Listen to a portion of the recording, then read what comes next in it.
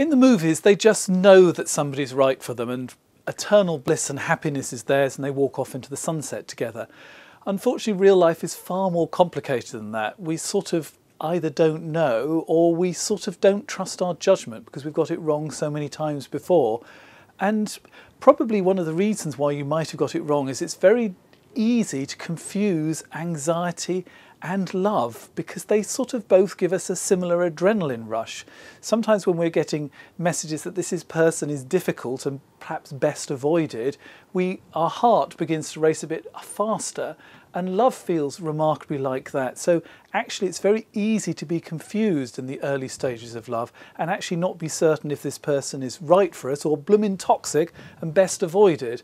And this book is all about understanding that and giving you some tests so that you know if this is the right person for you or not.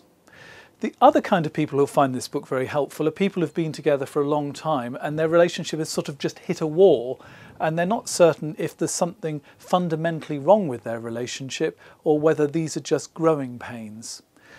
Because we don't really understand how relationships change over time, we find it difficult sometimes to know if this is a fundamental flaw or whether this is something that you can actually overcome. And once again, there are some key tests for that. But I think one general piece of advice is people try and make their minds up too quickly. So sometimes actually being in this state of I don't know can actually be very healthy. Because in a new relationship, we sort of think too far ahead. We've been out for 5 dates and we're wondering what it's going to be like in 50 years' time. And that puts an awful lot of pressure on us when actually this relationship could be okay and we just need a bit longer to make a proper judgment. When you have a long-term relationship, sometimes there can be a particularly difficult spike to get over, like having 2 children under 5 is a pretty tough one.